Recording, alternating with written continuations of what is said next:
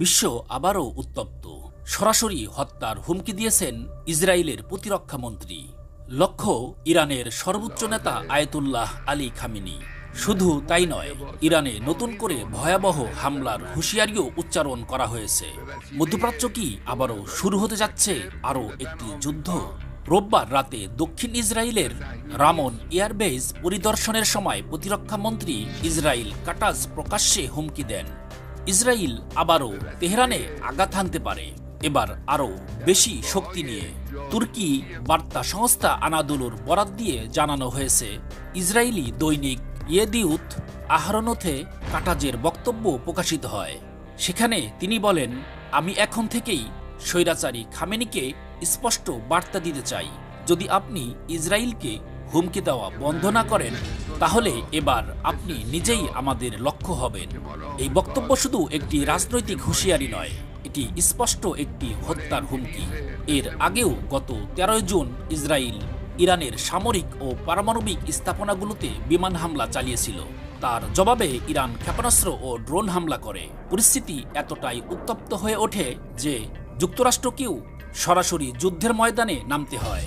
24 June 12 দিনের সংঘাত শেষে যুদ্ধবিরতি হয়, যা মধ্যস্থতা করে যুক্তরাষ্ট্র, কিন্তু সেটাও স্থায়ী হয়নি। এই প্রেক্ষাপটে আরও উত্তেজনা ছড়ায় সাবেক মার্কিন প্রেসিডেন্ট ডোনাল্ড ট্রাম্পের বক্তব্য।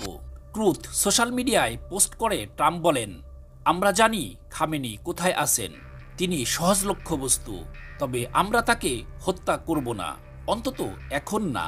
ট্রাম্প স্পষ্ট করে দেন, যুক্তরাষ্ট্র চায় না তাদের সেনাদের উপরে হামলা হোক, কিন্তু ধৈর্যের সীমা অতিক্রম করছে।